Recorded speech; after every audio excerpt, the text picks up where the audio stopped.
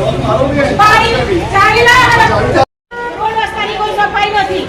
વારંવાર અમે રજૂઆત કરે છે, પ્રમુખ ખુરશીમાં બેસતા નથી, પ્રમુખ પોતે કામ કરે છે, એમના વાઇફ તો જોવામાં આવતા જ નથી. અમારા સમસ્યા કહેવાની કોને? એટલે એના પાણી નથી આવતા, દવાનો નિકાલ નથી આપતા. અમને શું કરવાનું અમારા આટલા વર્ષથી બધાએ? અને કાં તો અમને બધા લઈને જેલમાં પૂરી દો.